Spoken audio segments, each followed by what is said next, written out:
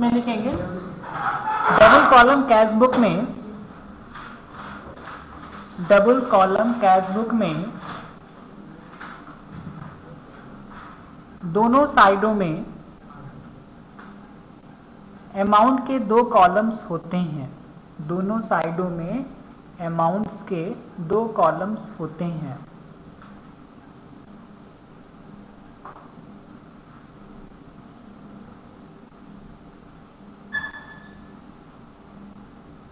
ठीक है, ब्रैकेट में नोट कर लीजिएगा कैश एंड बैंक।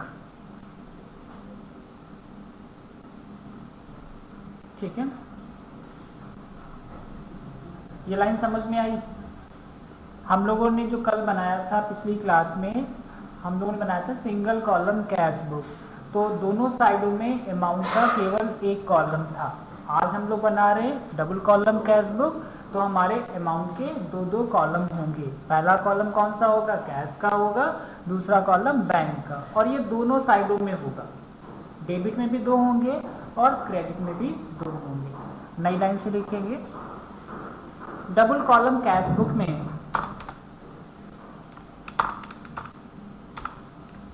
ठीक है, cash oblique bank receipt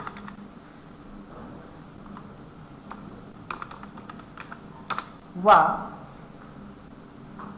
payments को दिखलाया जाता है, व पेमेंट्स को दिखलाया जाता है।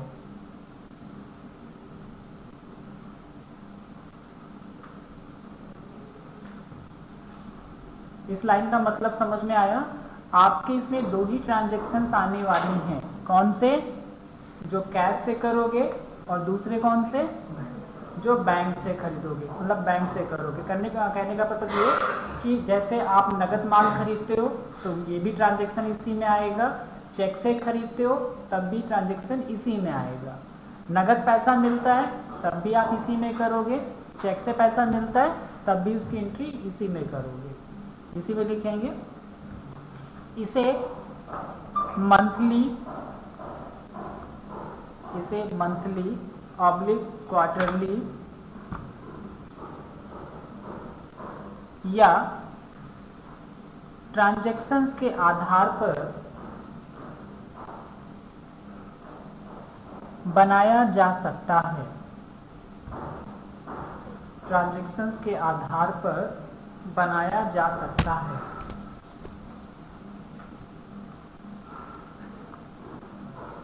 ये बात क्लियर है? ठीक है, नई लाइन से लिखेंगे डबल कॉलम कैश बुक में 3 ट्रांजैक्शंस ऐसे होते हैं, 3 ट्रांजैक्शंस ऐसे होते हैं जिनको दोनों साइडों में दिखलाना होता है, जिनको दोनों साइडों में दिखलाना होता है।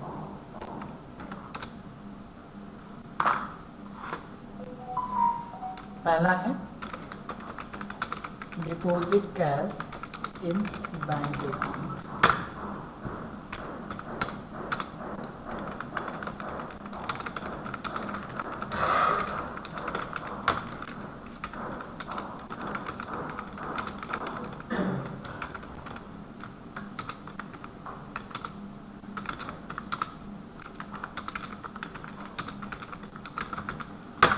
ये 3 ऐसे ट्रांजैक्शंस हैं जिनकी एंट्री दोनों साइडों में करेंगे।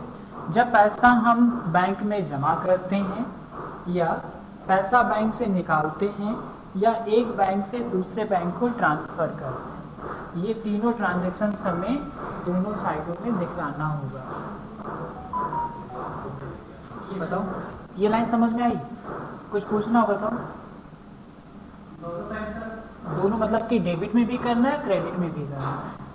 ठीक है, इनका रीज़न क्या है मैं आपको भी जब एंट्री बनाऊंगा तब दिखा दूंगा। अच्छा, नई लाइन से नोट करेंगे ऐसे ट्रांजैक्शंस जिनको दोनों साइडों में किया जाता है उन्हें कंट्रा एंट्री कहते हैं, उन्हें कंट्रा एंट्री कहते हैं।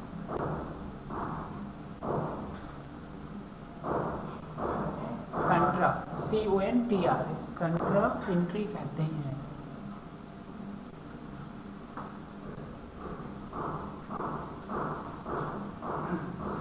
Full stop. इन ट्रांजैक्शंस को हाँ इसी में इन ट्रांजैक्शंस को सी सिंबल द्वारा LF के कॉलम में रिप्रेजेंट करते हैं। LF के कॉलम में रिप्रेजेंट करते हैं मतलब हमें दूर से पता चल जाए कि ये हमारी कंट्रा एंट्री है, इसलिए हमें LF कॉलम में C लिखना होता है। इसका हम लोग फॉर्मेट बनाते हैं। तो हमारे सिंगल कॉलम कैश बुक में 10 कॉलम्स थे, तो यहाँ पे 2 कॉलम्स और बढ़ा देते हैं, तो टोटल हमारे कॉलम्स हो जाएंगे 12 हो जाएंगे। तो हम लोग यहाँ पे कितने कॉलम्स ले लेते हैं, 12 कॉलम ले लिया, 10 रोज ले लिया। तो इस तरह की हमारी ये टेबल बन जाएगी। ठीक है, तो जैसे हम लोगों ने कल कॉलम्स बनाए थे उनके नाम रखे थे, इसी तरह से यहाँ पर भी इनके वही नाम रखेंगे। तो एक हमारा कॉलम हो जाएगा सबसे पहले डेट का, दूसरा पर्टिकुलर्स का, तीसरा LF का, चौथा रिसीप्ट नंबर का, फिर अमाउंट होता है, पर हम पहचानने के लिए कि गलती ना हो इसलिए हम लोग कैश लिख रहे हैं। वैसे यहाँ पे आपका अमाउंट ही होगा, ठीक है। और ऐसे ही कॉलम हमारे बनेंगे ये इस साइड में। बस फर्क क्या होगा, यहाँ पे RN की जगह पे वाउचर नंबर आ जाएगा। तो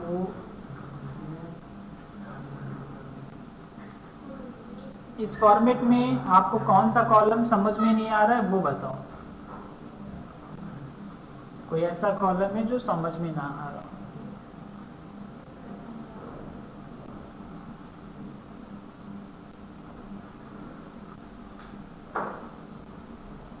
तो ये फॉर्मेट बना लो जल्दी से। Opening cash balance of ₹50,000 and bank balance of ₹70,000 on 1 मई 2023। तो ये कुछ क्वेश्चन समझ में आ रहा है। हमारे पास 1 मई 2023 को नगद मतलब हमारे पास पैसा कितना था, 50,000 था, जबकि बैंक में हमारा कितना पैसा जमा है, 70,000। तो हमने बताया था पिछली क्लास में अगर ओवरड्राफ्ट नहीं लिखा है तो हम ये मान लेते हैं कि ये कैश हमारी पॉजिटिव है। तो पॉजिटिव होने पर इसको हम लोग दिखाते हैं डेबिट साइड में। जो आज फर्स्ट डे आए हैं उनको थोड़ा सा रिवाइज भी करा दें साथ में। ये आपकी जो साइड है वो कहलाती है डेबिट साइड कहलाती है, ठीक है। और डेबिट साइड में जो भी ट्रांजेक्शन्स करते हैं उनके आगे हम लोग यूज़ करते हैं टू वर्ड यूज़ करते हैं, ठीक है। कल आप लोग देखा था कि पिछली क्लास में कि जो डेबिट में हम एंट्री कर रहे थे उनके आगे हम लोग टू लगा रहे थे, और जबकि क्रेडिट साइड में हम लोग क्या लगाते हैं, बाय लगाते हैं। डेबिट साइड में कौन से ट्रांजेक्शन्स करते हैं, रिसीप्ट। जब आप जो है नगद पैसा आएगा या बैंक से पैसा आएगा तो उसकी एंट्री कहाँ करेंगे हम लोग, डेबिट साइड में। और इसका जस्ट अपोजिट होगा इधर क्या होगा, जब आप पेमेंट करोगे नगद या बैंक से तो उसके ट्रांजेक्शन्स होंगे आपके क्रेडिट साइड में, ठीक है। बात समझ में आ रही है। तो डेबिट में कोई भी ट्रांजेक्शन्स करें उसके आगे आप पहले सरनेम मतलब टू लगा दो, और क्रेडिट में करो तब बाय लगा दो। इधर वही ट्रांजेक्शन्स आएंगे जब पैसा बिजनेस में आता है। आने का मेथड चाहे नगद हो या बैंक से हो, वो ट्रांजेक्शन्स आपके आएंगे इस साइड में। सेम इधर देखते हैं, इधर क्या है, जब पैसा जाएगा चाहे वो बैंक से जाए चाहे नगद जाए तो उसका ट्रांजेक्शन हम लोग करेंगे इस साइड में, ठीक है। तो ये जो हमारा क्वेश्चन है ये कह रहा है कि आपके पास अप्रैल का जो 30 अप्रैल का जो कैश और बैंक का क्लोजिंग है वो आपका ये है। तो हमें इसको सबसे पहले अपने ट्रांजेक्शन्स में दिखाना होता है।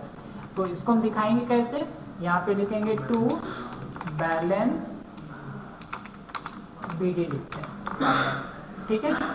और यहाँ पे कैश में हमारे पास कितना है 50,000, तो हमने इसकी एंट्री कर दी इस साइड में और यहाँ पे दिखा दिया 70,000। ऐसा भी हो सकता है, ऐसा भी हो सकता है कि कैश हमारा पॉजिटिव है, बैंक आपका ओवरड्राफ्ट में है, तो दोनों ट्रांजैक्शन अलग अलग शिफ्ट में हो जाएंगे। मतलब इधर भी टू बैलेंस BD होगा, इधर बाई बैलेंस BD हो जाएगा और वो बैलेंस इधर आ जाएगा, ठीक है। जरूरी नहीं कि दोनों एक साथ पॉजिटिव हो या एक साथ ही निगेटिव हो, तो डिपेंड करता है कैश और बैंक के ऊपर, ठीक है। ये बात समझ में आई? क्या समझ में आई बताओ। आपके पास जब पॉजिटिव पैसा होता है तो उसको बाय डिफॉल्ट डेबिट साइड में लिखते हैं, और अगर निगेटिव पैसा है तो वो जाएगा क्रेडिट साइड में। हमें दो ही बातें समझनी है।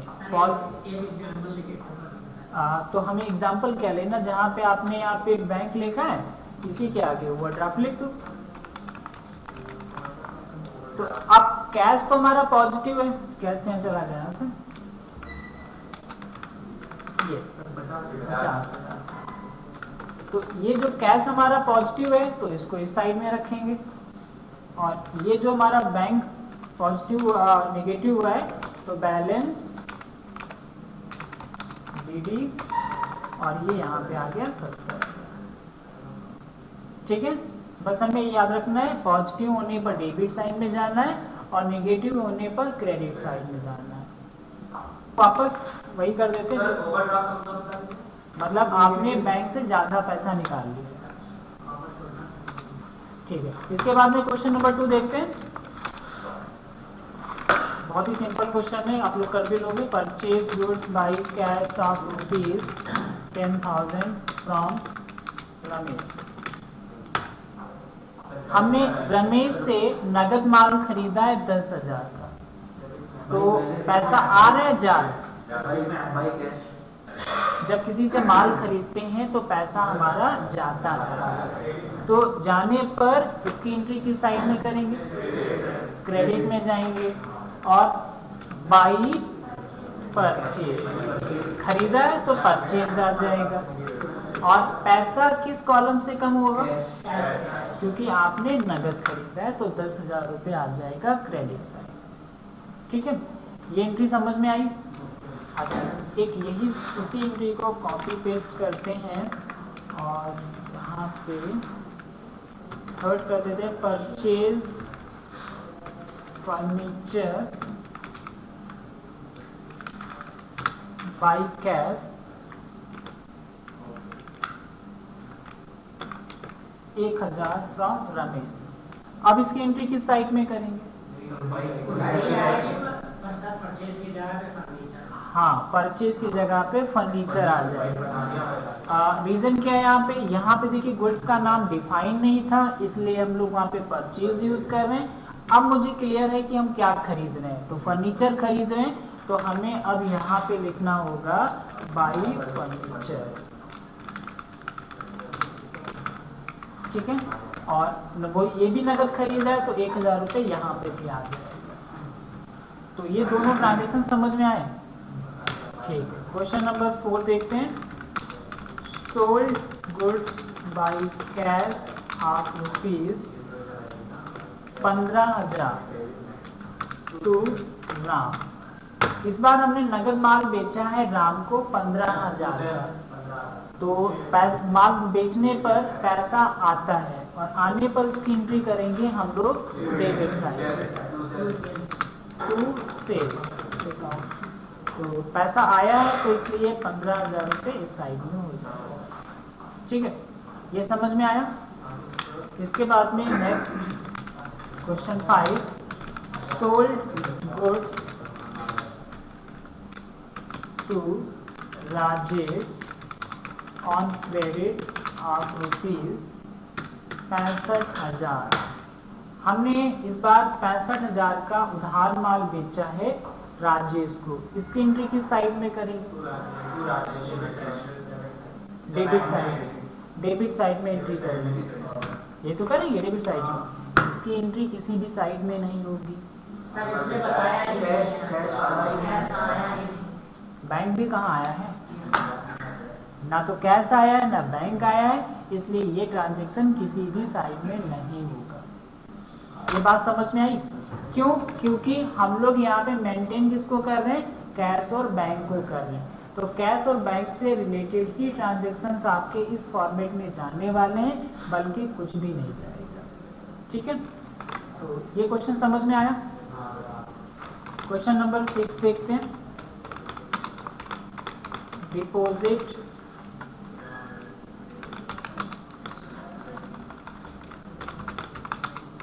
Cash in UPI bank account of ₹4000। आप इस क्वेश्चन को थोड़ा ध्यान से देखिएगा। पैसा बैंक में जमा किया, डबल इफेक्ट पड़ रहा है। देखिए, देखा जाए पैसा बैंक में जमा करने पर बिजनेस की कैश कम पड़ रही है, बैंक का बैलेंस बढ़ रहा है। तो एक साइड से पैसा घटेगा और एक साइड से पैसा बढ़ेगा, तो ये दोनों पे इफेक्ट डाला है, दोनों साइडों पे। इसलिए इसकी एंट्री हम लोग करेंगे, इसकी एंट्री को कहते हैं कंट्रा एंट्री। तो जरा देखते हैं। तो पहला तो पैसा घट रहा है बिजनेस से, तो पैसा कहाँ जा रहा है, तो UPI बैंक अकाउंट। ठीक है, पैसा कौन पा रहा है समझ लो, बैंक पा रहा है, तो बाई UPI बैंक अकाउंट। तो 4000 कैश से कम पड़ेगा, बिजनेस से 4000 रुपये घट गए। ठीक है, और बैंक में पैसा बढ़ेगा, तो बैंक में नगद पैसा जमा किए, तो ये आपका कैश अकाउंट। ये एंट्री समझ में आई? इसको हम लोग कहेंगे कंट्रा एंट्री। ये अगर एंट्री समझ में नहीं आ रही तो एक काम करना, जब भी ऐसा क्वेश्चन मिल जाए पैसा बैंक में जमा किया है, इसकी जनरल एंट्री बना लो। इसकी जनरल एंट्री क्या बना?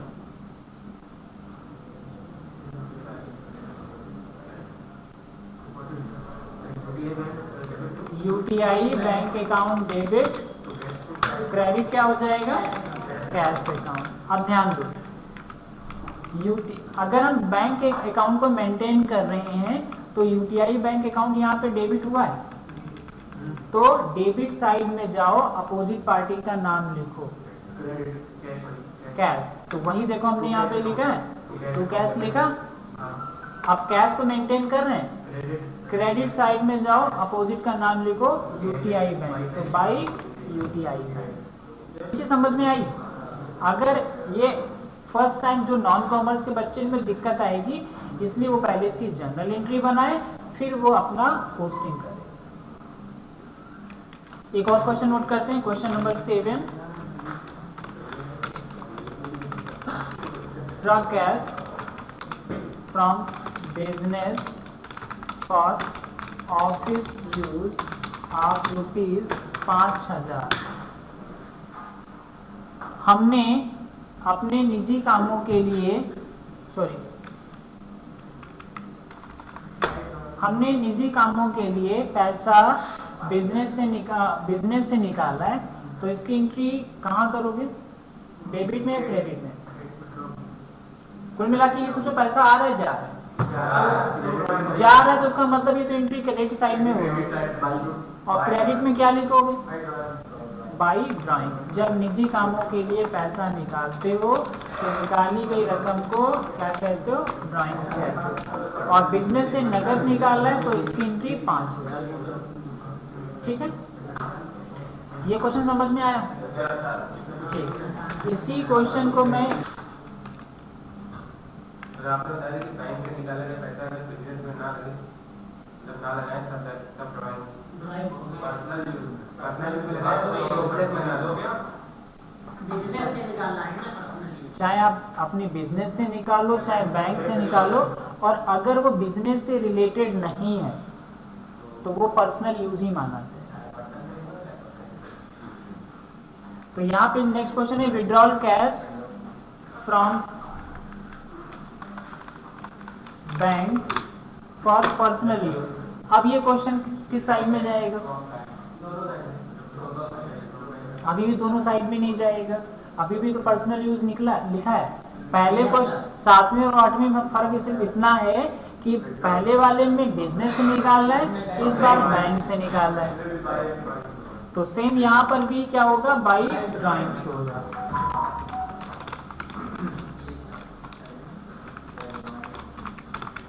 और अब इस बार पैसा कहाँ आ जाएगा, बैंक। एक और क्वेश्चन,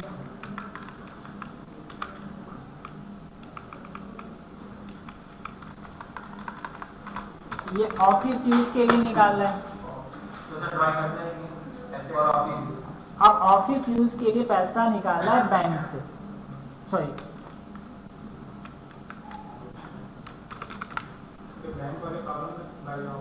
अब इसमें ध्यान देना, दो ट्रांजेक्शन होंगे।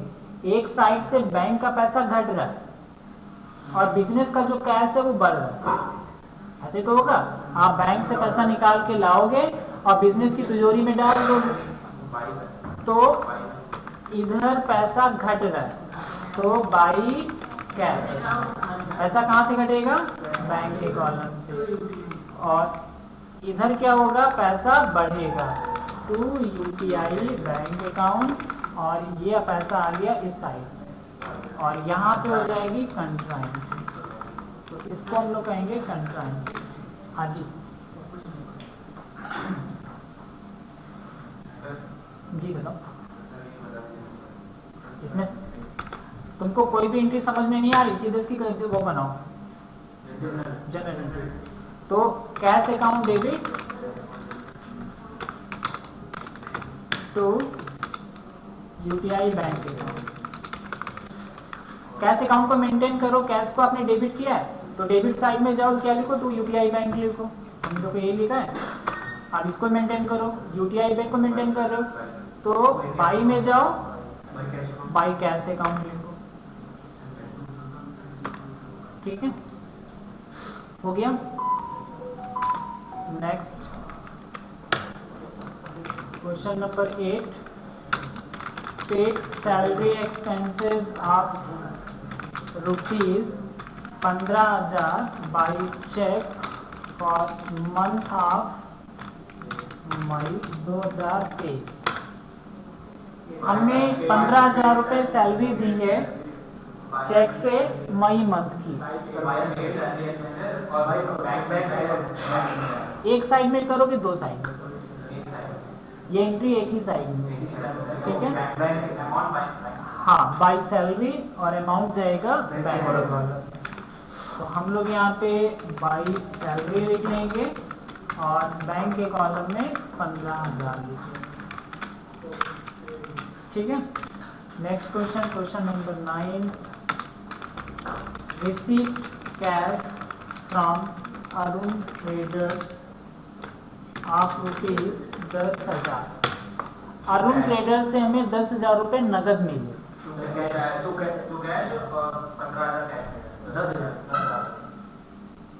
इसकी एंट्री साइड में होगी, तो टू कैश तो यूज ही नहीं कर सकते हो, टू अरुण यूज करेंगे। तो यहाँ पे हम लोग यूज करेंगे टू अरुण।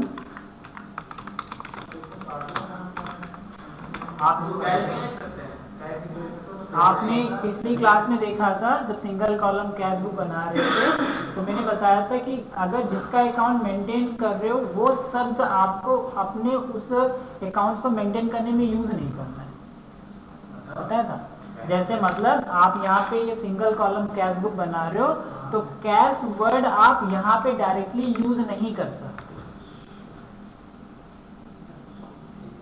आप लोगों ने पोस्टिंग, तो ये अपोजिट एंट्री है भाई, कंट्रा एंट्री इसलिए यूज कर रहे हो। हाँ, अगर आप वैसे यहाँ पे आप सोचो कि सेल्स की जगह पे कैश वर्ड यूज कर लें तो हम खुद कंफ्यूज हो जाएंगे, माल बेचा है खरीदा है, आखिर में क्या हो रहा है। वैसे समझ में आ रहा है, टू सेल्स लिखा है इसका मतलब नगद माल बेचा है, कैश लिखा है इसका मतलब पैसा कहीं से आया है, ठीक है। और जब इसके आगे सी देख लोगे समझ में आ जाएगा पैसा कहाँ से आएगा, बैंक से आएगा। यहाँ पे देखिए यूटीआई बैंक लिखा है, मतलब या तो पैसा यहाँ पे यूटीआई बैंक से आपका पैसा आया है, यूटीआई बैंक नगद पैसा बैंक में जमा किया, ये देख रहा है, ठीक है। तो अरुण से पैसा मिल रहा है, तो कितना पैसा मिल रहा है, 10,000, वो भी नगद, ठीक है। नेक्स्ट क्वेश्चन में देखते हैं, क्वेश्चन नंबर 10 में paid rupees 15,000 by cheque to Shyam.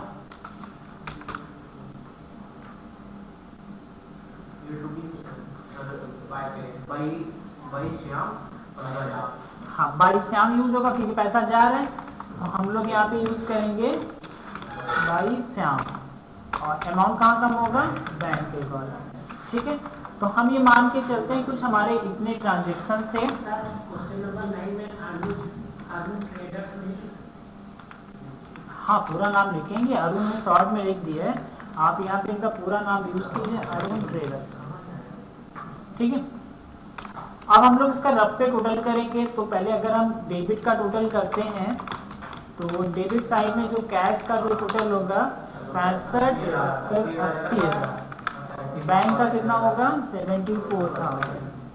ठीक है, इसी तरह से क्रेडिट का टोटल कर लेते हैं। कैश का 20,000 हमारा कैश का हो गया, और 30 + 40,000 हो गया ये। तो जिसका टोटल बड़ा होता है उसको दोनों साइडों में लिखते हैं। तो डेबिट में 80,000 है, क्रेडिट में 20,000, इसका मतलब यहाँ पर भी 80,000 लिखो और यहाँ पर भी 80,000 लिखो। 80,000 से 20,000 माइनस कर दो, बचेगा कितना 60,000। ठीक है, और यहाँ पर भी देखा जाए 74,000 लिखेंगे, और यहाँ पर भी 74,000 लिखेंगे। तो 74,000 से माइनस कर देंगे 40,000, तो कितना बचेगा 34,000। तो ये आपका बाई बैलेंस आ गया सीजी, और ये बैलेंस होगा, ठीक है, 31 मई को क्लोजिंग बच गया। ये बात समझ में आई। अब इसको, इस बैलेंस को हम 1 जून में ट्रांसफर करेंगे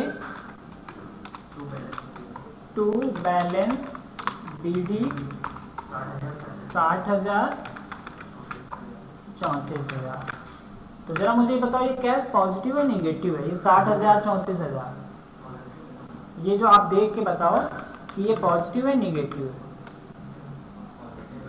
पॉजिटिव है, नेगेटिव होता तो ये कहाँ दिखता, क्रेडिट साइड में।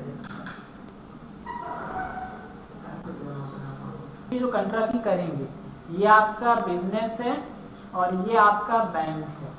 जो बैंक से रिलेटेड ट्रांजैक्शंस होते हैं, जब आप बिजनेस का पैसा उठा के बैंक में जमा कर दो तब इसकी इनकी दोनों साइडों में होगी। मतलब यहाँ पैसा रखा हुआ है और आपने उठाया और यहाँ पे जमा कर दिया, समझ में आया, तब ये इनकी दो साइडों में करोगे। दूसरी एंट्री क्या है, ये बैंक में पैसा आपका रखा हुआ है और ये पैसा लाके आप अपने बिजनेस में ले आते हो,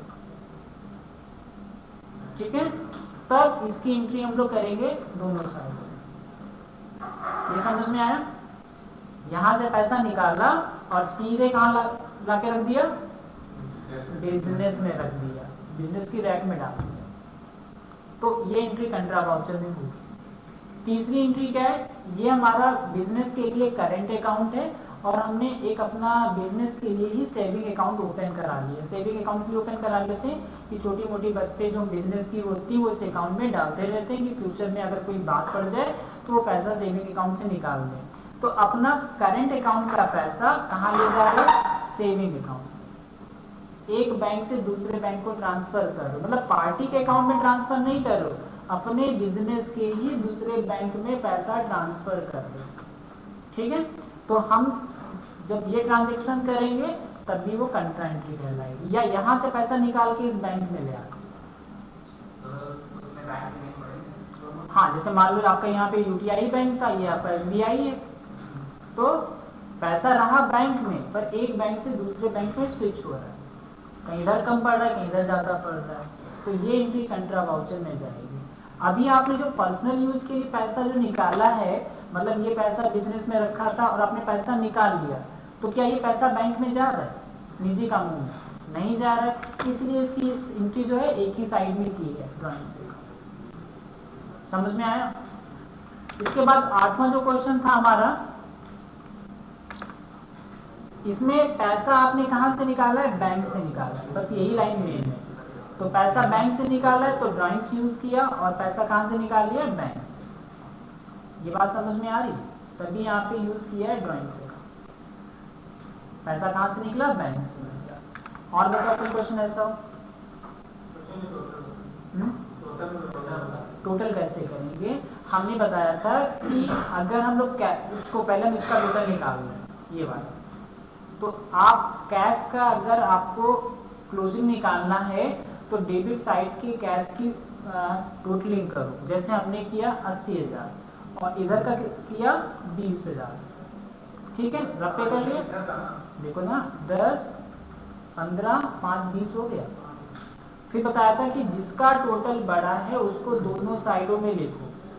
तो टोटल कौन सा बड़ा था? 80,000। यहाँ पर भी लिखा और यहाँ पर भी लिखा। तो इस साइड में कितना शॉर्ट पड़ रहा है? तो 60,000 आ गया।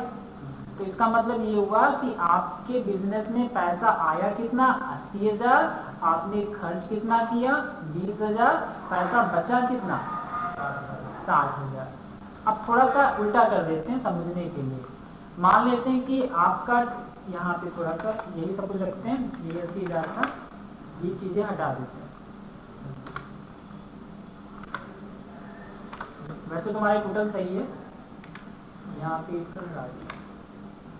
कर देते हैं 1 लाख कर देते हैं।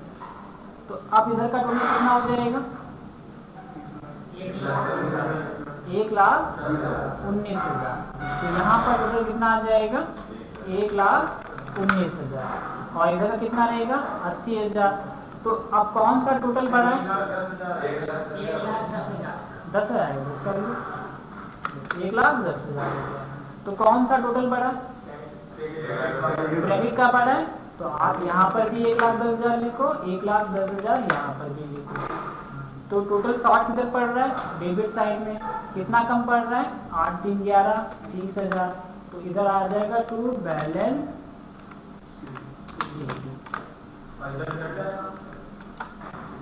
वो तो मैंने ऑलरेडी बता ही दिया, वो बैंक का क्लोजिंग। तो इसका मतलब ये होगा कि बैंक आपका पॉजिटिव है 34,000 से आपकी, जबकि कैश आपका नेगेटिव हो गया 30,000 से। अब इस सिचुएशन में जब आप नेक्स्ट मंथ का बनाओगे तो ये बैलेंस इधर नहीं आएगा, वो बैलेंस कहाँ जाएगा? इस साइड में। ठीक है, आप समझ में आया टोटलिंग कैसे करते हैं? इसको वापस सही कर देते हैं।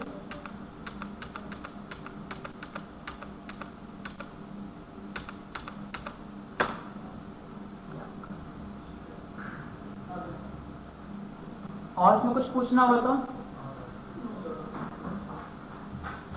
तो आज सिर्फ इसका लैब में बना के देखिएगा, ठीक है। और